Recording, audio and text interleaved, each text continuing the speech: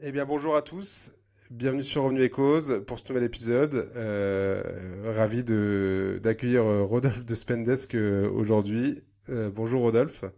Bonjour. Bienvenue, toi aussi. Super heureux de t'accueillir donc dans Revenu et Cause. Aujourd'hui, c'est un épisode un peu spécial, encore une fois pour nous, un peu dans le même esprit que le premier épisode qu'on avait fait sur Revenu et Cause avec Bertrand Gensperger de La Fourchette. Un peu dans le sens où Okobo n'existerait sûrement pas sans Spendesk quelque part, et donc sans toi, puisque pour ceux qui nous écoutent, tu connais très bien Aude, qui est mon associé, qui a vécu en fait un peu la création de l'équipe RevOps chez toi, et qui a accompagné la croissance phénoménale de Spendesk pendant plus de 5 ans. Et donc au final, beaucoup de processus, beaucoup des organisations, des idées qu'on défend aujourd'hui font écho à ce que vous avez fait ces dernières années chez Spendesk. C'était vraiment une super école. C'est Euh, gentil. et et c'est un peu du coup le but de cet épisode aujourd'hui. Voilà, que tu nous racontes l'histoire de Spendesk sous l'angle du revenu, les challenges que vous avez pu rencontrer à chaque phase de croissance, que ce soit en termes de stratégie, d'orga, d'équipe, recrutement, processus. Voilà, je trouve qu'on n'a pas tous les jours la chance d'écouter un fondateur d'une entreprise qui est devenu licorne et qui a vécu des phases de croissance et qui les a passées avec succès. Donc je suis sûr que l'épisode va être passionnant, que vous allez apprendre plein de choses. Mais voilà, j'arrête là mon intro. Avant de commencer, je te laisse te présenter. Merci beaucoup. Je suis vraiment très très très heureux d'être avec toi aujourd'hui et de pouvoir apporter une modeste contribution, en tout cas partager l'expérience qu'on a pu avoir chez Spendesk. Donc je m'appelle Rodolphe Ardan, j'ai 42 ans, je suis marié, j'ai trois petites filles. Euh, Intéressant d'ailleurs de concilier la vie d'entrepreneur et de fondateur avec la vie de papa. Mais bon, c'est peut-être une autre histoire, je ne sais pas si on pourra l'aborder aujourd'hui. Spendesk, on a une mission qui est très simple, hein, c'est comment est-ce qu'on peut libérer les entreprises et leurs collaborateurs de toutes les contraintes qui les empêchent finalement d'être efficaces dans leur travail et plus spécifiquement tout ce qui s'adresse au paiement. Je viens vraiment d'un constat qui est dans une entreprise justement, on a envie de libérer un maximum de gens de leurs contraintes opérationnelles. Ben, en fait, quand il s'agit des achats, quand il s'agit de l'argent de l'entreprise, on revient dans des systèmes qui sont extrêmement fermés, où la finance est au centre et a besoin de contrôler, parce qu'on parle de l'argent de l'entreprise, l'ensemble des opérations qui sont liées finalement à ces demandes d'achat. Et donc l'idée de Spendesk, c'est finalement comment est-ce qu'on libère tout ça, comment est-ce qu'on décentralise cette fonction achat au sein de l'entreprise en donnant le pouvoir aux collaborateurs d'accéder aux moyens de paiement de l'entreprise quand ils en ont besoin, évidemment sous le contrôle des équipes financières, mais surtout bah, en faisant ça, comment est-ce qu'on automatise une grosse partie du travail de ce traitement des gestions des dépenses. Donc Spendesk, c'est une entreprise qui a été créée en 2016, en apportant cette innovation finalement sur le marché qui permet aux collaborateurs d'accéder aux moyens de paiement de l'entreprise. Et ça fait déjà, vous voyez, ça fait déjà 8 ans maintenant. En même temps, 8 ans, c'est très peu pour une boîte. Donc c'est assez aussi intéressant de voir cette dichotomie parce que je pense que chaque année dans une entreprise un peu comme la nôtre, en tout cas dans une start-up, elle peut compter comme 5 ans dans une année normale. Donc en fait, on a l'impression que c'était hier, mais en même temps que ça fait déjà très longtemps. Donc démarré en 2016 avec du coup une innovation sur ce marché-là, on crée quelque part ce qui aujourd'hui est assez connu sur le terme du spend management, quelque chose qui n'existait pas à l'époque, quelque chose qui n'était pas établi. Une première phase vraiment de recherche de product market fit, ensuite une traction initiale qui s'est plutôt bien passée. On a évidemment levé des fonds, plusieurs levées, série A, série B, série C, un développement international. Donc pas mal d'étapes qui sont assez intéressantes d'un point de vue revenu, d'un point de vue opérationnel, d'un point de vue structuration des équipes, certainement des erreurs aussi que je pourrais partager avec toi aujourd'hui. Aujourd'hui, pour peut-être donner qu'est-ce qu'est Spendesk maintenant. Spendesk, ça opère plus de 10 milliards de dépenses par an. Donc nous, on cible essentiellement des PME, des entreprises entre, on va dire, 50 et 500 collaborateurs ou 50 à 1000 collaborateurs. On est présent partout en Europe, principalement en France, au Royaume-Uni, en Allemagne et en Espagne. On a une petite activité aux États-Unis, donc principalement en fait permettre aux entreprises européennes qui sont localisées aux États-Unis de pouvoir continuer à utiliser Spendesk comme solution là-bas. Donc, pose des enjeux finalement de développement international et finalement de développement de notre infrastructure pour pouvoir couvrir ces différentes géographies. Voilà, je vais m'arrêter là parce que c'est déjà une longue introduction, mais je pense qu'on va rentrer un peu plus dans le détail avec toi sur la suite. Ouais, bah merci, super, super clair, super complet. Effectivement, intéressé à l'occasion qu'on échange sur ce que c'est aussi d'être entrepreneur et jeune parent. Parce que j'ai deux enfants, donc on pourrait en parler, peut-être pas aujourd'hui comme tu le dis, mais ce serait intéressant qu'on en reparle. Et ouais, et aussi peut-être pour comprendre, j'aime bien commencer par là, pour situer aussi en termes de nombre de people sur la partie revenus aujourd'hui, revenus dans marketing, sales, un peu équipe client, on parle de combien de personnes et aussi peut-être combien de personnes en RevOps associées, si t'as le ratio en tête, sans forcément avoir des chiffres précis, mais... Ouais, j'ai pas complètement le ratio français, mais aujourd'hui les équipes GTM, donc commercial, customer success, marketing, mais en même temps aussi service client, ça doit faire on doit représenter à peu près entre 200 et 250 personnes chez Ok. Spendesk. Mm. Et je pense que les équipes RevOps doivent représenter une quinzaine de personnes aujourd'hui. Ok. Ouais. Bah top. Comme on le disait, effectivement, tu l'as dit en intro, on va essayer de revoir un peu l'histoire de Spendesk à travers les différentes phases de croissance que tu as déjà un peu citées. Effectivement, les débuts, l'early traction, comment je crée de la demande, sur la partie ensuite plus de prédictabilité de ton business pour préparer la phase de scale qui arrive dans un troisième temps. Donc voilà, on va essayer de s'attarder sur chacune de ces phases, comprendre un peu les enjeux. Ça va être un peu comme ça qu'on va construire la discussion. Je trouve ça assez intéressant. Et donc je vais commencer par la première, tout simplement, les débuts, early traction. Au début, vous vous attaquez à un marché vierge. Il a fallu un peu évangéliser, en fait, quelque part. C'était un peu le premier challenge, revenu. Comment tu fais pour passer d'un personne ne connaît mon produit, ne le comprend, à j'ai de la demande qui rentre et maintenant les gens ont envie d'acheter du Spendesk. Tu peux nous refaire un peu le contexte rapidement de cette époque-là? Ouais, c'est une vaste question, hein, mais je vais partager un petit peu comment pour nous ça s'est passé. Donc nous, notre premier produit, donc on est vraiment arrivé avec enfin l'idée de Spendesk, elle est venue d'un besoin que j'ai pu voir dans les différentes entreprises, soit que j'ai monté, dans lequel j'ai travaillé, soit que j'ai créé, dans lequel j'ai pu travailler avant, mais vraiment une frustration qui était, je crois, dans les entreprises libérées, je crois justement dans cette agilité opérationnelle, et en fait, quand on revient au process financier, on revient dans quelque chose qui est très sous le contrôle et c'est très dur en fait d'amener la dynamique de contrôle qui est nécessaire finalement à la gestion de l'argent de la boîte et finalement alors j'aime pas le terme parce que j'arrive pas à trouver la traduction en français, mais l'empowerment des équipes opérationnelles pour qu'elles puissent décider et agir très vite. Euh, et du coup, l'idée initiale, c'était de se dire, au fait, comment est-ce qu'on construit les outils pour qu'une entreprise moderne, donc avec une manière moderne de travailler, où justement les gens sont amenés à pouvoir prendre des décisions rapidement sur le business, euh, euh, comment est-ce qu'on peut construire les outils, notamment pour supporter les équipes financières dans ces nouvelles manières de travailler, qui viennent aider ces entreprises dans ces nouvelles manières de fonctionner. Et finalement, notre premier produit, parce que ça, voilà, il y a une vision, on se dit, OK, comment est-ce qu'on devient un peu ce système d'exploitation qui permet à tous les collaborateurs, quel que soit le type d'achat, quel que soit le moyen de paiement, d'accéder, enfin, de pouvoir les effectuer au sein de leur entreprise. Euh, mais initialement, il faut bien partir quelque part. Donc, il y a toute cette logique de, OK, quel est mon MVP, quel est mon premier produit, comment est-ce que finalement je me dis, tiens, est-ce que c'est une bonne idée? Est-ce que ça peut nous amener quelque part? Ou finalement, bah, en fait, c'est peut-être un rêve qui mène à rien. Et il y a toujours ce dilemme un peu de l'entrepreneuriat, un peu dans le zero to one, qui est pas évident, qui est vraiment cette traduction d'une idée en quelque chose, en effet, en un business. Euh, et la méthodologie un peu, enfin pour moi, en tout cas de mes expériences passées, c'est vraiment se dire en fait comment est-ce que tu arrives à créer des cycles le plus rapidement possible pour qui te permettent de valider tes hypothèses et ce que j'appelle sortir de la zone grise. C'est-à-dire que t'as envie de savoir si c'est blanc, si c'est noir, c'est-à-dire en gros si ça marche pas, mais pouvoir itérer le plus rapidement possible.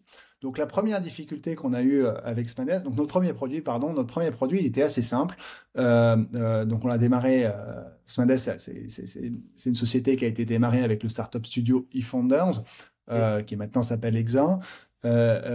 Et le premier concept, c'était, en fait, on va essayer de rentrer sur ce marché-là en surfant sur le développement des achats en ligne, qui est finalement un nouveau cas d'usage au sein des entreprises et finalement qui se traduit dans les boîtes par j'ai besoin d'une carte, comment est-ce que je fais pour payer avec une carte, sachant qu'il n'y a pas de carte au sein des boîtes. La carte, ça a peu de contrôle, les DAF, ils aiment pas ça, et finalement, bon, il n'y a qu'une petite population, quand parfois c'est que l'entrepreneur ou que le fondateur ou que le PDG qui a la carte d'entreprise, et lorsque les équipes opérationnelles ont besoin d'acheter quelque chose, bah, ils vont voir la personne pour leur demander une carte. Donc notre premier produit chez Spendesk, qui était assez simple, c'était une plateforme où on pouvait inviter ses collaborateurs, lié à un wallet. L'entreprise mettait de l'argent dessus et les collaborateurs, quand ils avaient besoin de faire une dépense en ligne, ils pouvaient créer une carte virtuelle pour pouvoir faire ces achats-là. C'était notre MVP. Et donc là, on arrive avec une problématique de marché assez simple. C'est finalement, les gens ont un problème, mais il n'y a pas de solution aujourd'hui qui existe sur ce marché-là. Donc les gens ne cherchent pas une solution. Et ça vient un peu sur la problématique un peu plus large du paiement d'entreprise. Tout le monde sait que le paiement, c'est une expérience qui est naze dans les boîtes, je vais me permettre le mot. Personne n'est satisfait de son expérience de paiement dans une entreprise, mais mine de rien, ça reste la norme, ça reste le statu quo, ça fonctionne comme ça. Quand on est dans une entreprise, on a besoin de faire des notes de frais, on a besoin justement d'aller chercher une carte qu'on a besoin de payer, on a besoin de rentrer ses factures dans des bannettes pour qu'elles soient signées. Enfin, tous ces process qui nous paraissent complètement ubuesques aujourd'hui, finalement, c'est la norme. Donc, personne ne se pose la question de savoir est-ce qu'il n'y a pas une autre solution pour pouvoir gérer ça. Donc, ce point étant, ce point étant établi, finalement, comment tu crées ta demande? Comment tu sais qu'il y a un problème, tu sais que les gens, beaucoup d'entreprises vont avoir cette problématique-là, mais vu qu'ils vont pas te chercher, t'es pas sur un produit de remplacement, t'es quelque part sur une nouvelle manière de faire les choses. Donc comment est-ce que tu crées ta demande? Et nous, c'était une problématique parce qu'on s'était dit, si tu prends le playbook un peu SaaS, SMB, normalement, ta demande, elle doit commencer par se créer avec de l'inbound parce que finalement, c'est ça qui va scaler, c'est ça qui va fonctionner, mais ça marche quand tu as un produit de remplacement, pas quand tu développes une nouvelle catégorie. Et alors, dans les débuts, nous, du coup, on a essayé pas mal de choses, mais en effet, la partie purement Dimension, on n'arrivait pas à l'établir parce qu'on peut pas aller se positionner sur des mots-clés. On peut faire du contenu, mais ça va pas convertir immédiatement derrière. Donc, en fait, la stratégie qu'on a prise, c'est commencer à développer une stratégie d'outbound. Souvent, une stratégie d'outbound, c'est quelque chose qui fonctionne, mais plutôt sur des paniers moyens qui sont très élevés, parce que c'est un modèle qui est assez coûteux. Mais donc, du coup, nous, on a pris ça a bien marché pour Spendesk et ça nous a permis d'avoir notre première traction pour plusieurs raisons. Un, parce que on pouvait adresser nos prospects vraiment sur le problème en disant, au lieu de pitcher la solution, on leur a dit, attends, comment ça fonctionne chez vous? Vous faites des dépenses en ligne? Ah ouais, c'est un cauchemar, on est en train de se partager la carte. Ah justement, on est en train de construire une solution. Est-ce que vous voulez la tester? Est-ce que vous voulez nous aider à la développer, etc. Et ça fonctionnait très bien. Mais le deuxième point, c'est que du coup, assez rapidement, on s'est vraiment attaché à essayer d'industrialiser notre outbound, c'est-à-dire d'automatiser énormément des différents, des différentes étapes pour pouvoir délivrer et s'assurer que chaque personne qui établissait de la prospection maximisait ses chances de contact, de rendez-vous pour pouvoir notre protection. Donc ça, typiquement, ça se traduit. L'optimisation globalement de quelque chose qui était très coûteux, la outbound, tu te dis, ok, en fait, moi je suis sur un marché de volume, donc il faut que j'automatise pour que ce soit le moins coûteux possible. En gros, c'est ça qui t'a fait un peu arriver. Exactement, et qu'en fait, que tout soit suffisamment ciblé pour qu'on puisse faire en sorte que, en effet, l'équation puisse fonctionner. Donc, si tu prends ton équation à la fin, où normalement la outbound, c'est des CAC qui sont quand même très élevés, nous, on arrivait à les réduire, dans cette première phase parce que on avait des cycles de vente qui étaient très courts, parce qu'on avait un taux de conversion qui était très élevé, et donc du coup une productivité par collaborateur qui était très forte, quoi. Donc du coup, en gros, en résumé, c'est tu avais la feature qui réglait un pain que tu avais identifié, donc quelque chose d'assez simple au début que tu voulais vendre avec la carte, quoi. Et donc création d'un nouveau canal, outbound, et avec l'objectif de le rendre le plus scale possible pour qu'il soit le moins coûteux possible. Et c'est un peu comme ça que vous avez vraiment commencé à percer pour trouver en fait les premiers prospects et clients qui achetaient votre solution, quoi. Exactement, ouais. Euh, On a eu cette approche de ce canal avec quelque part une approche un peu d'ingénieur. On s'est dit, OK, le canal, il ressemble à ça. Les différents problèmes à résoudre, ils peuvent se séquencer comme ça. Et derrière, bah, on peut prendre chaque étape pour vraiment l'optimiser et commencer à créer un modèle qui soit répétable et qui commence à être prédictible.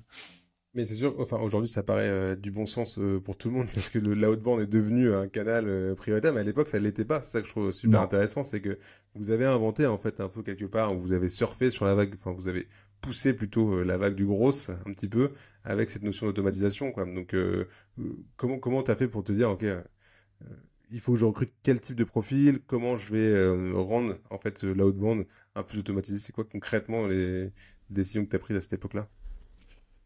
Alors, il y a eu beaucoup de découvertes à la base, mais en effet, tu as raison de le mentionner, c'est surtout une question d'hommes et de femmes, donc de profils qui ont rejoint l'entreprise à ce moment-là.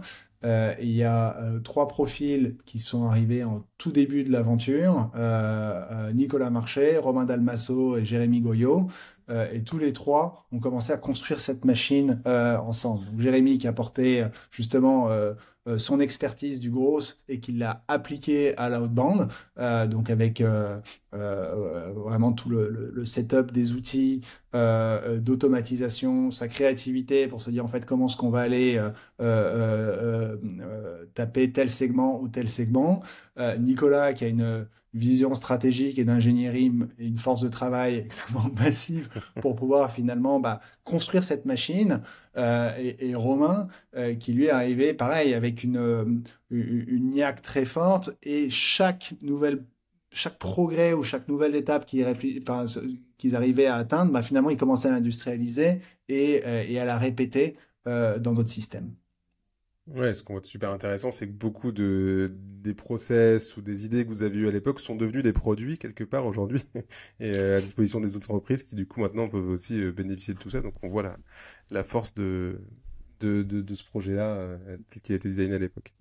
T'as d'autres enjeux revenus de cette époque que tu mets en avant sur une fois que Notre t'as tout... premier enjeu de revenu, c'était revenu tout court, hein. Ouais. Tu vois, la première année de Spendel, ça a été de se dire, en fait, déjà, est-ce que notre produit répond, enfin, c'est pour moi les trois questions du product market fit, c'est est-ce que le problème que tu as envie de résoudre, c'est un problème suffisamment important? Mm, Deux, est-ce que la solution que tu as construite répond bien à ce problème-là? Et trois, est-ce que tu apportes suffisamment de valeur pour avoir un business? mm. Donc, est-ce que le problème qu'on avait envie de résoudre était suffisamment important? Ça, on a réussi à le valider assez vite. Parce que mine de rien, même si le produit était simple, il demandait quand même un degré de confiance assez fort de la part de Mm. nos clients, hein. Nous, les partenaires bancaires qu'on utilisait à l'époque, ils étaient domiciliés à Gibraltar. Gibraltar, c'est une réputation en France, tu vois, de paradis fiscal, ça inspire pas confiance. Mais en Mm. gros, dis-toi que le premier pitch, c'était vous avez un problème sur le partage de cartes, oui, c'est l'horreur, on veut pas, etc. On a une solution, ça vous avez testé, pourquoi pas? Bon, très bien, ouvrez ce compte à Gibraltar et faites un virement de 10 000 euros dessus pour pouvoir tester notre produit. Bon, normalement, ton taux d'acceptation, Ouais. ton taux de test, il est à zéro. Là, Mm. non, les gens étaient prêts à le faire, tu vois, donc ça veut dire, ok, donc le problème, c'est quelque chose. Le deuxième point, ça c'était pareil, ça c'était la vraie surprise, c'est vraiment le moment où on s'est dit ok on est sur quelque chose, c'est que normalement lorsque tu testes un nouveau produit, tu vois ton usage qui diminue assez vite. Et nous ça a été l'inverse, tu vois, ça a été ah ouais on a mis votre truc en place, c'est génial, on l'a étendu à telle équipe, telle équipe, telle équipe, et tu voyais les volumes de dépenses et le nombre d'utilisateurs qu'augmentaient semaine après semaine sur chaque cohorte de clients. Là tu te dis en fait ma solution elle répond vraiment au problème et mais elle va même Mm. plus loin que ça parce que tu commences à avoir aussi des cas d'usage que tu n'avais pas du tout identifié au début et donc qui te permet, si on repart dans ta boucle d'outbound, de commencer à remettre ça dans ta boucle de prospection pour identifier d'autres prospects. Et le troisième point, donc là c'est pour ça que désolé pour cette longue réponse à cette question, mais le problème c'est revenu. Donc au début c'était de s'assurer justement qu'il y avait un usage du produit, mais notre produit était complètement gratuit parce que je voulais Mm. mettre aucun frein, tu vois, sur cet usage-là Donc à un moment on se dit bon ok commence à avoir une centaine de clients, ils utilisent notre produit, ils sont hyper contents, on voit les usages qui grossissent, donc il va falloir qu'on price. Comment est-ce que tu prices ça? T'as pas forcément de référence Ouais. de pricing, donc est-ce que tu prices à l'utilisateur? Est-ce que tu prices sur les volumes de paiement? Donc on a commencé à faire notre premier test de pricing, notre première itération de pricing. Déjà, faut construire ton outil de pricing à ce moment-là aussi. Euh, euh, Et là, c'est pareil, écoute, excellente surprise. On passe donc d'un outil complètement free à quelque chose de payant. On doit perdre 3 ou 4 clients dans l'affaire, ce qui est rien. Ouais, incroyable. Tu vois, ça fait un taux de conversion de 97%. Et ça y est, on a un business. C'est-à-dire, OK, le problème, il est là. La solution, c'est la bonne. Les gens sont prêts à payer. OK, on peut avoir un business. Ah bah super, bah, tu dis donc réponse, mais je trouve que c'est une bonne façon de résumer qu'est-ce que c'est qu'un product market fit. Cette belle combinaison de choses qui amènent du revenu. Donc trop bien, donc là c'est bon, vous l'avez, vous avez trouvé le product market fit. On arrive dans cette deuxième phase du coup de croissance, c'est maintenant ce que tu appelles un peu predictable motion, c'est comment je deviens prédictible. Tu as des équipes qui j'imagine commencent à grossir, tu as du revenu, le modèle donc comme on le dit commence à être vraiment imprédictible. Qu'est-ce que tu mets en place à ce moment-là pour construire tes équipes et essayer de rationaliser un peu les choses? Donc, tu as une première étape, en effet, où sur ton modèle initial, tu commences à te mettre en place, à t'organiser, et en fait, ta traction est là, si tu veux, mais elle est pas du tout prédictible. Ton modèle n'est pas complètement établi. Et nous, Mm. euh, donc enfin, en gros, ce modèle-là, un petit peu, tu vois, de recherche itinérant, enfin, il va réfléchir à des étapes. C'est le modèle de 0 à, pour nous, ça va peut-être être 2, 3 millions d'ARR, tu vois. Ok.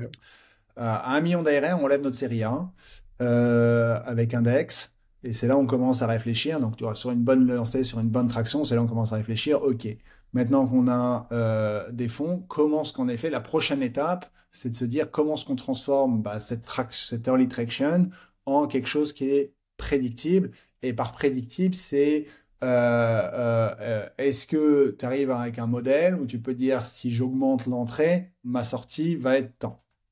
Mm.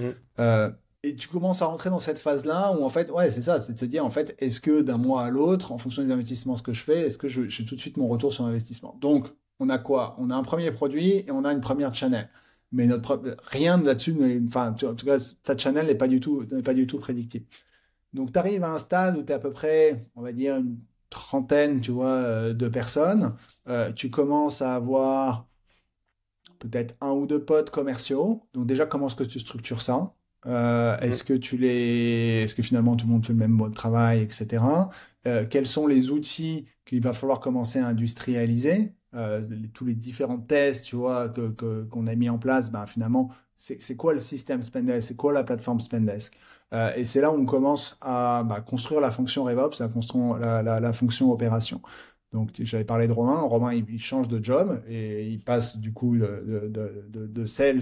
On n'avait pas de différenciation entre BDR et un compte Ouais. exécutif à l'époque, mais donc de sales à opération. Et son rôle, c'est vraiment là-dessus de se dire, en fait, comment est-ce que je construis le système, l'infrastructure pour pouvoir amener une prédictabilité dans notre modèle. Et ça se traduit par plusieurs choses. Ça se traduit évidemment sur les systèmes, les outils. Donc, quels outils est-ce qu'on utilise à cette phase-là? T'as pas besoin d'outils, tu vois, trop lourds, trop compliqués, parce qu'il va falloir enfin, encore qu'on continue à apprendre nos différents canaux. Ça passe par la formation. Finalement, Important. quels sont les playbooks qu'on met en place? Qu'est-ce qui est répétable, qu'est-ce qui est pas répétable, qu'est-ce qu'on attend finalement des différentes personnes qui prend ce type de rôle, et ça passe par pour moi, le troisième pilier, qui est le recrutement. Donc, quel type de profil est-ce qu'on a besoin? Quels sont les skill sets qu'on attend? Est-ce qu'on recrute des gens qui ont de l'expérience ou plutôt des gens qu'on n'ont pas et qu'on forme? Et finalement, quel pattern d'interview est-ce qu'on a besoin de mettre en place pour s'assurer que finalement on ait aussi une consistance dans nos profils? Donc en fait, tout ton système doit devenir prédictif, c'est-à-dire la capacité d'amener tes talents, de les former, de les rendre performants opérationnellement et finalement et que ton système il fonctionne. Donc je pense que c'est cette deuxième étape là de predictable motions où sur chacun de ces éléments dont je t'ai pu te parler là, en fait, si je reprends un peu cette logique de zone grise, du blanc ou du noir, tout est à l'état d'hypothèse. Ouais. Donc tout ce moment-là, il est de se dire en fait comment est-ce que mes hypothèses deviennent quelque chose de plus industriel pour que justement elle amène cette prédictabilité dans le modèle. Et c'est cette étape entre série A et série B. Et ta série B, nous notre série B, elle est arrivée quand on a pu montrer que notre modèle d'acquisition, comme modèle de croissance, en tout cas sur ce canal-là, devenait quelque chose d'extrêmement prédictif, c'est-à-dire que lorsqu'on rajoutait, lorsqu'on augmentait nos effectifs commerciaux, le revenu suivait en conséquence et de manière prédictible. Mais c'est intéressant, donc effectivement, tu as dit, il y a beaucoup de choses dans ce que tu as dit, mais ce que je retiens quand même, c'est l'investissement que vous avez déjà eu à l'époque de vous dire, en fait, il faut investir sur les hommes, tu parlais des recrutements et des systèmes pour être prédictif, donc du coup, c'est de monter quasiment une équipe, tu parlais de Romain, de monter quasiment une équipe dont c'était le métier de travailler ça, et ça, vous l'avez eu assez tôt, en fait, cet investissement, de se dire, monter une équipe RevOps, en fait, quelque part, dont c'était le taf de faire ça, quoi. Donc vous avez vraiment investi à ce moment-là. On a investi. Alors, je pense que l'ADN de la boîte, d'ailleurs, c'était une réflexion qu'on a pu pas mal avoir à l'époque et encore maintenant, mais l'ADN de la boîte était quand même une boîte qui est très, je sais pas si je dirais structurée, mais c'est une boîte qui est quand même assez process, Spendesk. C'est-à-dire Ouais. qu'on va réfléchir sur chacun des process qu'on peut faire. Donc, typiquement, tiens, comment est-ce qu'on recrute les gens, comment est-ce qu'on les onboard.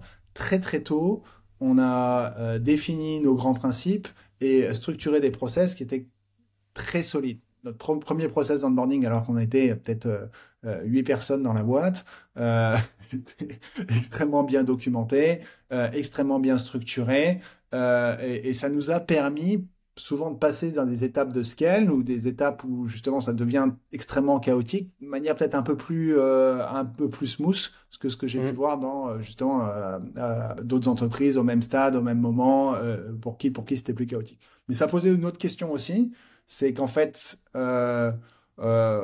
tu veux, le temps qu'on passe à cette structuration, c'est du temps qu'on passe pas sur autre chose. Et je me suis Mm. toujours posé la question, ben, est-ce qu'on passe pas trop de temps justement sur... Est-ce qu'on n'est pas peut-être trop structuré par rapport à la taille où on est? Est-ce qu'on ne devrait pas passer plus de temps juste à développer du business et Ouais. à passer des calls et à vendre plus? J'ai pas trouvé la réponse à cette question, tu vois, mais tu sens qu'il y a quelque chose, il y a un équilibre à aller chercher entre les deux. Ouais, il y a un équilibre, peut-être qu'on le verra dans les prochaines phases, mais peut-être que du coup, le temps que vous avez passé, que vous avez peut-être pu perdre, entre guillemets, à ce moment-là, c'est du temps que vous avez gagné fortement sur la phase de croissance de scale que vous avez après, quoi. C'est-à-dire que d'avoir la culture du process, du système, de l'outil, de l'enablement, ça vous aide à accueillir un recrutement plus massif de gens qui vous aident à accélérer, quoi. Ouais, je Donc, suis d'accord avec toi. Et je pense on n'a pas eu des problèmes que d'autres entreprises ont pu avoir à ces moments-là, à ces phases de croissance grâce à ça. Ça marche quand ton modèle continue à croître. C'est-à-dire qu'en fait, ouais. si tu as passé ton temps et qu'en fait tu commences à stagner, tu commences à avoir enfin, du coup, t'as pas investi ton temps au bon endroit. Mais je suis d'accord avec toi. Pour nous, je pense que c'était un vrai critère de succès. Et peut-être une autre question, cette phase-là, tu l'as rapidement mentionné aussi sur la partie commerciale. Je sais pas si tu as un avis, parce que c'est des discussions que j'ai régulièrement avec des fondateurs ou des CRO de boîtes qui sont en phase de scale, sur est-ce que tu dis que au début, forcément, tes commerciaux font tout, ils vont faire de la prospection, ils vont aller faire du closing, ils vont faire même de l'upsell. Est-ce que tu as un avis, toi, sur la partie spécialisation des rôles, commerce versus tout faire? Vaste question, encore une fois, je te l'accorde. Euh, Ouais, en fait, je pense qu'il n'y a pas de. Enfin, c'est une vaste question, donc c'est plutôt mon opinion. Je pense que ça mm, dépend des stades. Parce que tu vois, mm, aujourd'hui, enfin, donc chez Spendesk, au tout début, c'était très généraliste. Dans la phase de scale, on y viendra peut-être après, on a justement on a été amené à très spécialiser. mm, Et là, on a un peu plus de maturité sur notre marché, on revient sur un modèle peut-être un peu plus hybride, mm. mais on revient sur des modèles un peu plus full stack, ouais. Ouais, donc ça, je suis Mais je assez pense que d'accord. ça dépend des phases, ça dépend quel Mm, objectif est-ce que tu essayes d'atteindre. mm, C'est très dur. Donc nous, dans notre phase, tu vois, dans la phase de build, scale, enfin grosse croissance, notre enjeu, enfin, tu vois, on a recruté très vite et il fallait structurer en même temps. Donc l'image qu'on a, c'est toujours la même. Hein, c'est la voiture sur l'autoroute qui est sur deux roues pendant que tu es en train de changer la roue, tu vois, et de construire le moteur en même temps.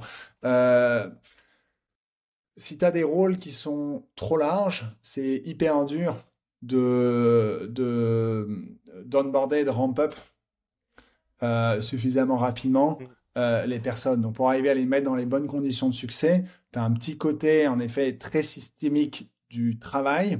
Et plus tu le réduis et plus tu le spécialises, plus du coup, ça te permet d'augmenter, tu vois, de multiplier tes différentes unités de production.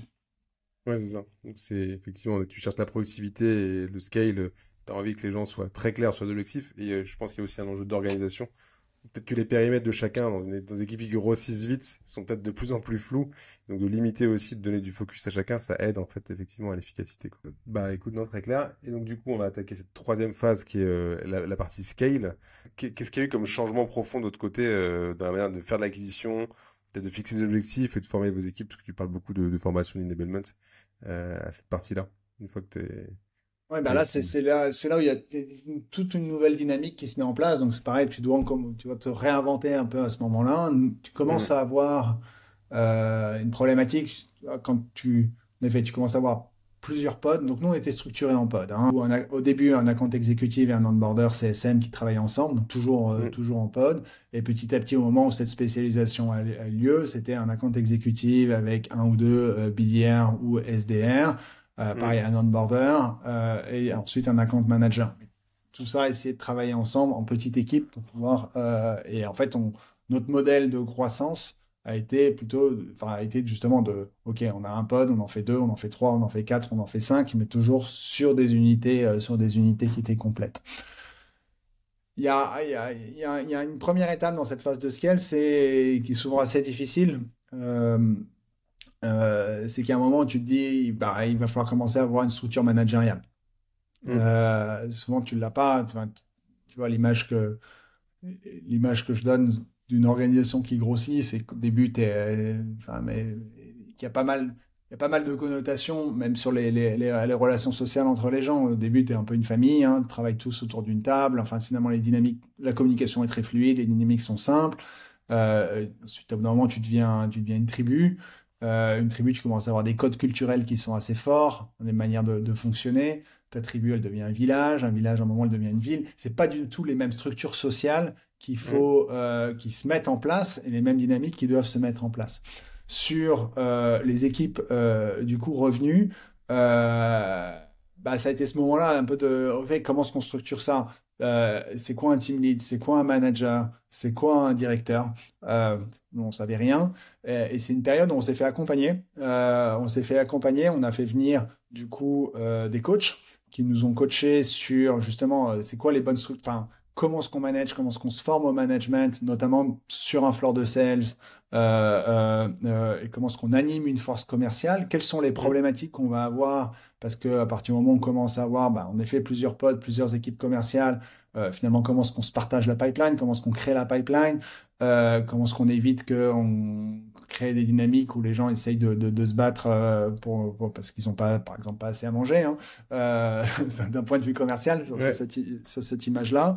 Mais là, on s'est fait accompagner pour grandir, enfin, tu vois, pour pouvoir nous aider à grandir en connaissance sur ces structures-là. Attends, qu'est-ce que je voulais te... Ouais, je pense que ça, enfin, je sais pas si ça répond complètement à ta question de manière Si, suffisamment bah, globalement, spécifique. c'est, il y a deux niveaux. Donc tu parlais des systèmes sur la phase d'avant qui vous allez structurer aussi la manière dont tu suis comment les choses se passent. Et à cette phase-là, toi, ce que tu nous dis, c'est que concrètement, maintenant, il y a une notion de forte métier portée par le management, entre autres, de dire comment je fais pour m'assurer que mes commerciaux savent vendre correctement à la bonne façon, comment du coup ils sont alimentés correctement de potentiellement leads qui les intéressent, etc. quoi. Donc toi, dans cette phase-là, tu as beaucoup insisté sur la partie plus formation, coaching, métier des choses, Oui, c'est ça? Et exactement. Et toute une enablement est à mettre en place, en fait. Tu as hum, commencé à scripter au début plutôt d'une logique de réplication de tâches d'un individu de ce qu'on avait appris. Mais finalement, hum, là, c'est là où on a commencé à construire la méthodologie, finalement, Spendesk, hum, ce qu'on avait appelé le Spendesk Way. C'est quoi notre méthodologie de vente à nous? Comment est-ce qu'on applique des structures peut-être de vente qui sont plus classiques, mais à l'image de Spendesk. Pareil sur les outils. Comment est-ce que finalement on va paramétrer les outils pour que ça marche bien pour notre cycle de vente à nous, ce qu'on a pu construire. Donc, en fait, toutes les hypothèses que tu avais commencé à voir dans la première phase et que tu as commencé à industrialiser c'est peut-être un grand mot dans la phase de predictable motion. En fait, hum. comment est-ce que tu en crées un système? Et je pense que c'est cette partie-là qui est quand même très importante dans cette phase de scale, c'est d'avoir un système qui fonctionne, enfin, à la fois opération. Enfin, en fait, ton système passe d'un système plutôt artisanal à en effet un système industriel.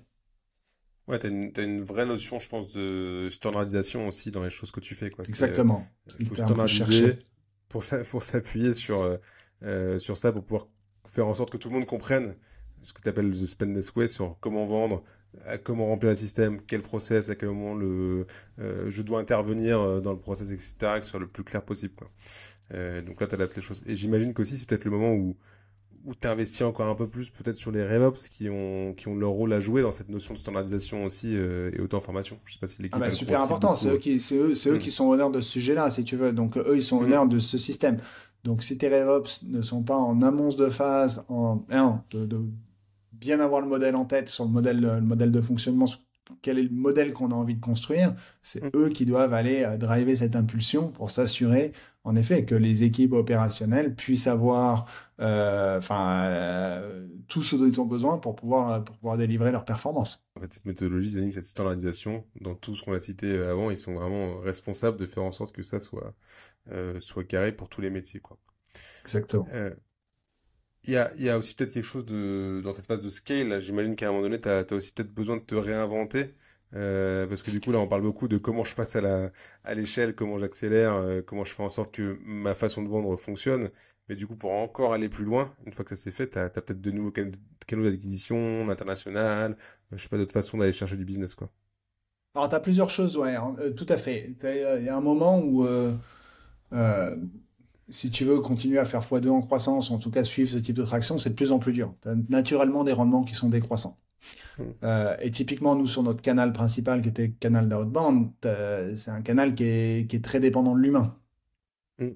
Donc, t'as beau avoir le meilleur système mis en place, tu vas forcément faire des erreurs, tu vas pas forcément recruter les bonnes personnes, ou tu les as pas bien formées, ou donc tu essayes de minimiser ça évidemment par ton, par l'infrastructure que tu as créée, mais ça peut pas être parfait parce que Mm. c'est très dépendant de l'humain. La, la conséquence de ça, c'est que tu as des rendements décroissants. C'est-à-dire que 1 plus 1, ça fait pas exactement 2, ça fait peut-être un 8. Tu vois, et si t'es très bon, ça fait un 9. Si t'es pas bon, ça fait peut-être un 4. Euh, et donc, naturellement, tes métriques ou tes unités économiques, elles vont avoir tendance à se dégrader en fonction du scale. Le deuxième point, c'est juste ton marché. Enfin, en tout cas, sur un canal donné, tu as toujours une logique avec tes rendements décroissants. Donc, ta courbe, elle va pas être linéaire, elle est rarement exponentielle, au bout d'un moment, elle décroît. Donc, en fait, pour aller chercher de la croissance additionnelle, il va falloir souvent ajouter quelque chose. Mais c'est pareil sur ton marché. Au tout début, sur tes premiers ICP, donc que tu as tes prospects parfaits, euh, ton marché est suffisamment large avec un ICP qui est quand même assez réduit. Plus tu vas aller avoir une force commerciale qui est grosse, plus il va falloir chercher un marché qui est plus loin de ton ICP idéal et donc naturellement qui va avoir des taux de conversion qui vont être peut-être un peu moins bons. Donc en fait, tous ces éléments-là qui arrivent dans le scale font que souvent tes métriques de performance doivent être changées, transformées ou ajoutées avec quelque chose d'autre pour pouvoir aller chercher de la croissance. Donc en effet, on a un canal d'acquisition, on avait un canal d'acquisition chez Spendesk qui était le canal d'outbound qui commence, il y en a encore beaucoup sur la pédale, mais qui montre des signaux où, ok, à quel point est-ce qu'on est capable de le pousser, quel est le prochain canal qui va venir le complémenter. C'est là on a commencé à développer une autre canal. Donc, et ton marché a changé aussi, c'est-à-dire que là au tout début, personne ne savait ce qu'était le spend management, ça commence Mm. à être quelque chose. Le marché évolue, il y a un espace concurrentiel qui est en train de se créer, et donc tu peux commencer à capitaliser sur d'autres types de canaux que tu dois tester. Et là, tu retrouves finalement ces trois étapes de early stage, de predictable motion, de scale. En fait, tu peux le réappliquer sur chacune de tes nouvelles hypothèses, donc Mm. sur chacun de tes nouveaux canaux. Donc nous, typiquement, ça a été ce moment-là pour répondre à ta question, où en plus de l'outbound, on a commencé à développer l'inbound, avec des trucs qui ont marché, des trucs qui n'ont pas marché au début. On a pris les trucs qui ont bien marché, on s'est dit, OK, comment est-ce qu'on double down dessus, et commencer à diversifier nos canaux d'acquisition, diversifier notre prospection, pour finalement pouvoir être capable de continuer à délivrer la croissance qu'on voulait délivrer. Sur l'inbound, par exemple, c'est quoi? Tu as des exemples de choses qui ont bien marché pour se connaître, ce qui n'est pas applicable pour tout le Ouais, monde, hein, peut-être pour vous, hein. ouais. Mm. Nous, de manière assez surprenante, on a une très très grosse partie de notre inbound qui s'est développée de manière organique. Ok. Donc vraiment sur une stratégie de contenu. Alors qui prend du temps, au début tu te dis attends, on sait pas ce qu'on fait, est-ce que ça va fonctionner, etc. Mais très rapidement, nous a permis de nous positionner en fait en amont, lorsque notre marché commençait à mûrir, sur des mots-clés importants qui nous ont commencé à amener du trafic significatif de manière organique. Le deuxième point, c'est quelque chose qu'on a, pareil, c'est un investissement qu'on a fait assez tôt, c'est notre communauté, CFO Connect. Ok. C'est pas un outil d'acquisition en soi, mais ça a créé autour de Spendesk une aura, un renforcement de notre marque qui a amené une reconnaissance et du coup une crédibilité sur ce marché. Et sur l'inbound en tant que tel, du coup, tu parlais de choses organisées. Est-ce que vous avez essayé un peu de faire une approche plutôt self-service, peut-être sur votre cœur de métier à ICP, comme tu dis, tu as du contenu, ça commence à venir, ça commence à rentrer, etc. Est-ce que tu t'es dit, bah, en fait, pour que mes efforts outbound ils soient plus sur des prospects qui sont compliqués à aller chercher comme tu l'as fait au début, est-ce que tu t'as eu envie à un moment donné de te dire, je vais tenter d'aller optimiser mon canal self-service pour que mes prospects qui ont envie de venir, qui me connaissent maintenant, aillent le plus loin possible tout seul? Ouais, alors c'est quelque chose qu'on a fait, mais ça n'a pas marché. Euh, Ok. mais en fait, ça n'a pas marché pour plusieurs raisons. Donc, en effet, à un moment, on s'est dit, ok, est-ce qu'on peut faire un Spendesk self-serve Hmm.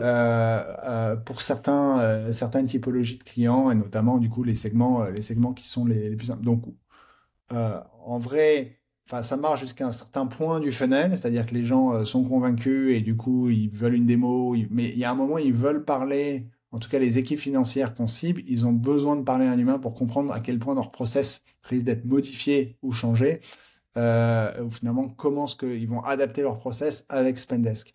Et on s'est Hmm. rendu compte qu'un full self-serve, on n'arrivait pas à le faire marcher. C'est pas pour ça que ça marche pas de manière, mais nous, on n'a pas réussi à le faire fonctionner. Donc, on a plutôt été dans la logique, enfin, du coup, très inside sales dessus, de se dire en fait, tu peux pousser jusqu'à la conversion vers une démo, mais il y a un moment, il faut que quelqu'un parle aux prospects et aux clients pour vraiment leur expliquer le produit. Et tu as toujours un peu ce shift enfin, de positionnement dans ta catégorie que tu es en train de créer, qui est en train d'exister, où les gens ont besoin de comprendre. C'est-à-dire que tu peux commencer à capturer de l'inbound sur du remplacement. Par exemple, tiens, les gens ils cherchent une solution de note de frais. Ça, c'est classique, ça existe depuis longtemps. Mais finalement, quand ils tombent sur le site de Spendesk, ils voient pas une solution de note de frais. Ils vont Hmm. voir une plateforme de gestion des dépenses, ils vont voir des cartes, ils vont voir des moyens de paiement. C'est quoi ce truc? Ça a l'air intéressant, mais c'est que j'ai besoin de comprendre. Donc, tu as quand même besoin de ces conversations qui te permettent d'évangéliser ton marché, d'évangéliser, tu vois, de commencer à poser la vision au sein de tes prospects et de tes futurs clients. Et du coup, bah, nous, on a continué à avoir finalement quand même une interaction humaine avec nos prospects et nos clients. Ouais, bah, c'est intéressant de t'entendre le dire parce que dans le contexte actuel, on a l'impression que le self-serve aussi répond effectivement bien à nos problématiques de coûts qui sont plus limitées qu'à l'époque, parce que les levées de fonds sont un peu plus complexes aussi en ce moment. Mais c'est sûr que ça s'applique pas à tout le monde en fait. C'est qu'il y a un truc quand même très lié à ton business t'as envie de parler à quelqu'un parce que c'est complexe, parce que c'est financier, parce que c'est crucial pour toi. Donc ça fait du bien de l'entendre dire. Et peut-être juste une dernière question sur ce sujet, c'est à quel moment tu te dis, ok, le self 100% ça marche pas et on s'arrête là dans les investissements pour aller là, tu vois, est-ce que tu as quelque chose de simple? Euh, je- Non, c'est une super question. Nous, on a testé pas mal de trucs. À un moment, on s'était même dit, euh, on va essayer de construire un produit un peu cheval de Troie, où il n'y a pas besoin. Donc nous, on fournit des moyens de paiement. Les moyens de paiement, ça demande de la conformité, ça demande un certain nombre de contrôles, et du coup, c'est quand même une barrière à l'entrée dans l'adoption de ton produit. Donc on avait commencé à construire un produit. La cible, c'était la gestion budgétaire, donc que les entreprises puissent utiliser sans avoir à rentrer, enfin justement à utiliser le full Spendesk pour pouvoir euh, à répondre aux problèmes. Et l'idée de ce produit-là, c'est de se dire, en fait, chaque personne qui a un budget dans une boîte à gérer peut utiliser ce produit et petit à petit, il y a une telle complémentarité avec Spendesk que ça nous permet de faire entrer Spendesk. Bah, c'est pareil, ça c'est quelque chose qu'on a, enfin, ça fait partie de cette logique self-serve à la fois sur son onboarding, mais en allant plus loin, d'essayer vraiment de créer une dynamique PLG en acquisition. Euh, et bon, pour répondre à ta question, quand est-ce qu'on s'est dit que ça marchait pas? Bon, il y a un moment, on regarde les métriques, tu vois, ça doit fonctionner si le modèle il s'auto-entretient et je reviens un peu sur ton PMF du début, tu vois, c'est le problème 2. C'est-à-dire que si tu vois pas une croissance d'usage un peu naturelle sur ton produit, c'est quelque chose qui marche pas. Donc il y a un moment où soit t'as pas construit le bon produit, soit c'est pas la bonne motion, soit ta persona de toute façon ne va pas se comporter comme ça, et en fait t'as beau essayer de la forcer, ça ne fonctionne pas. Donc ça reste une analyse très métrique, très mathématique pour nous, un peu héroïste. Donc tu te donnes le temps de l'innovation, tu te donnes le temps de tes itérations, mais il y a un moment où tu dis, enfin quand les métriques n'évoluent pas, oui, il faut faire autre chose, quoi. Ouais, bah, ça rejoint le point du début de l'importance d'avoir ces métriques pour prendre les choix et pas tester trop longtemps non plus. Enfin, d'avoir ce juste équilibre entre laisser le temps et avoir effectivement le cut-off au bon moment parce que tes métriques sont claires, quoi. Ouais. C'est Euh, hyper important, je pense que c'est hyper important là-dessus d'avoir une clarté dans qu'est-ce qui définit le succès dans une certaine timeline.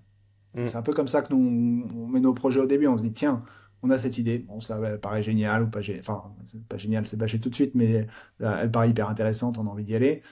Ok, à quoi ça ressemble le succès? Et si le succès c'est genre dans 2 ans on aura ça, non, enfin, ça sent pas bon. Il faut vraiment avoir une métrique, tu vois, qui soit suffisamment rapide pour se dire ok, on a envie de double down, on a envie de continuer ou en fait on arrête. Et ces portes de décision, elles doivent être établies assez précisément dès l'amont du projet. Et on est assez clair dessus, c'est-à-dire avec les équipes qui vont porter ces projets en se disant non, mais si ça arrive pas, c'est pas pour mettre la pression, c'est juste du rationnel. Si ça n'arrive mm. pas à cet instant-là, bon, bah, en fait, il y aura peut-être autre chose ou un autre problème, il y a un autre problème à aller chercher. Ouais, l'importance de préparer aussi, encore une fois, cette structuration et capacité à anticiper, quoi. Écoute, je vois le temps qui avance. Moi, il y a quand même des questions aussi qui m'intéressent de creuser sur la phase, peut-être celle-ci ou à ce moment-là, c'est sur la phase de levée de fonds aussi, parce que vous avez vécu des belles levées de fonds chez Spendesk et du coup, ça a impliqué quand même pas mal de champs. Il y a 3 ans, vous leviez 100 millions. C'est quoi vos réflexions à l'époque quand vous, du coup, arrivez à ce niveau de levée de fonds? On y reviendra après, c'est que vous le refaites encore juste quelques mois après. C'est quoi vos réflexions de l'époque? Comment tu structures? Alors, déjà commencé un peu à l'aborder, mais en termes de process, outils, management, les choses à ce moment-là. C'est une bonne question. Écoute, sur ton approche, l'approche pour les levées de fonds, il est essentiel. Enfin, bon, on peut revenir dessus. Je pense que l'époque, elle a quand même pas mal changé entre les années Ouais. 2020 enfin 2020, 2021 et maintenant. Mm.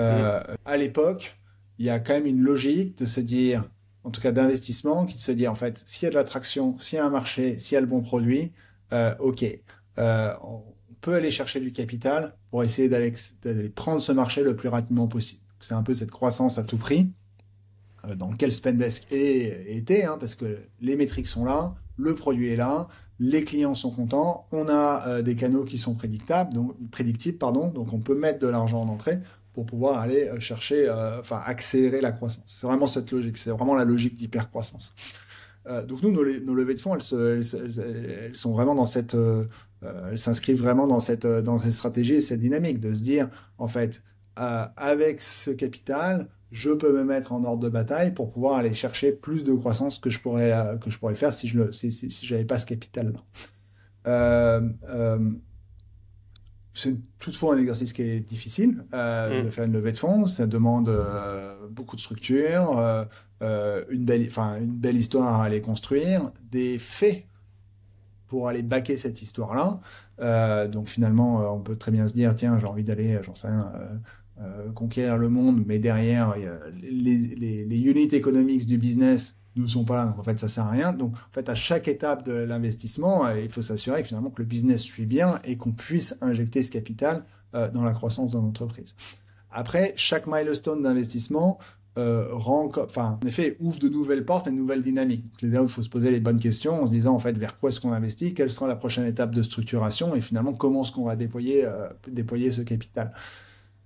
Nous, on est encore, enfin, Spendesk est, du coup, comme tu l'as dit, très très bien capitalisé. Ça nous permet d'avoir, en effet, beaucoup de réflexions sur comment ce qu'on investit, notamment dans une période où le financement, c'est quand même pas mal tari. Bah, c'est quand même une chance Mm. et c'est un actif important de l'entreprise de se dire, en fait, bah, cet investissement-là, ça peut me permettre, en effet, d'accélérer mes recrutements, ça peut me permettre d'aller faire une acquisition d'entreprise. Donc, par exemple, nous, on a fait une acquisition cette année avec l'équipe Doco qui nous a rejoint pour pouvoir lancer une offre de procurement. Mais c'est un actif qui est hyper important et qui permet justement de te différencier sur ton marché et puis d'aller gagner ton marché potentiellement plus rapidement que les autres. Et tu le mentionnais aussi tout à l'heure, mais peut-être que c'est à ce moment-là que vous vous êtes rendu compte, ou encore plus, que peut-être que tu l'avais anticipé, mais ça l'a rendu vraiment concret, c'est cette notion de rendement décroissant dont tu parlais, de dire qu'en fait, tu as le sentiment que tu vas pouvoir recruter des centaines de commerciaux, etc., 100 fois plus vite, et la vérité, c'est que c'est pas le cas. Tu le disais, un plus un égale pas 2 dans ces cas-là, c'est un plus un égale, dans les meilleurs des cas, un 9, potentiellement des fois un 4, donc tu as peut-être mis des garde-fous pour le faire.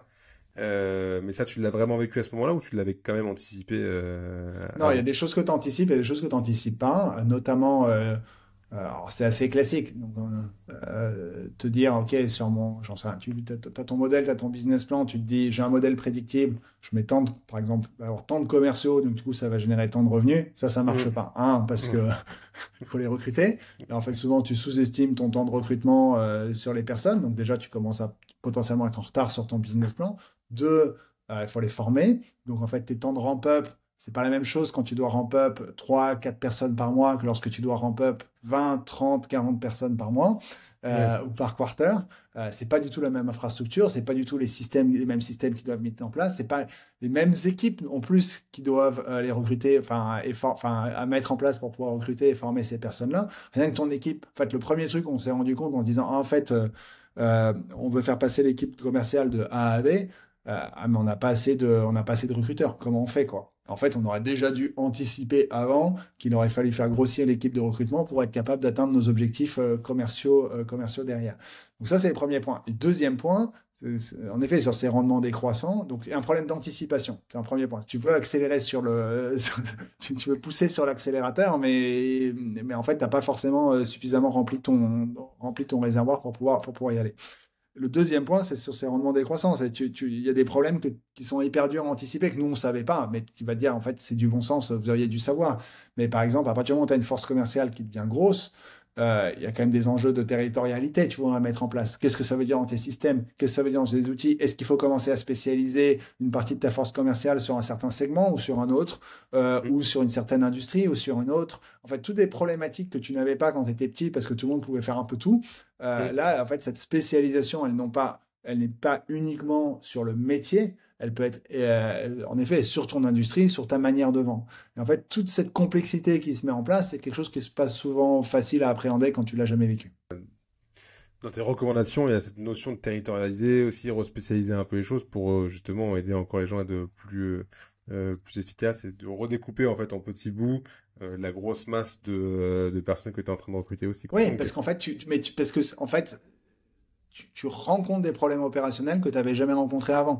Donc, Ouais. typiquement, la territorialisation, c'est une des problématiques que tu as. Si tu commences à avoir tellement d'équipes commerciales, et si tu structures pas où est-ce que tu veux adresser tes efforts commerciaux, tout le monde fait un peu de tout, et du coup, tu te retrouves avec, en fait, des prospects qui sont contactés 5 fois par 5 équipes différentes, tu vois. Ouais. Euh, Ça, je le vois malheureusement que trop chez beaucoup de nos clients.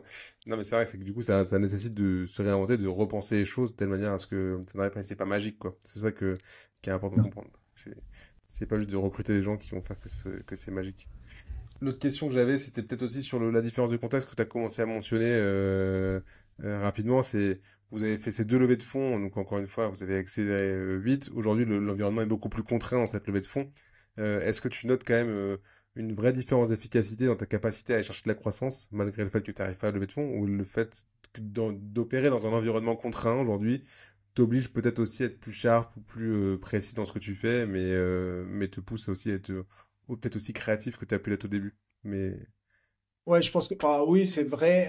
Alors, déjà, l'environnement, il a changé et tu passes d'un modèle où le cash, on va pas dire qu'il était gratuit, mais quand même était très disponible, hein, un modèle où le cash n'est pas disponible. Donc, du coup, ça met des contraintes dans le système. hmm, Pour Spendesk, mais on le voit dans tout l'environnement de la tech, partout, ouais. voilà, à partir du moment où Hmm, tu as moins de financement, ben, en effet, tu peux prendre moins de risques que tu pouvais prendre avant.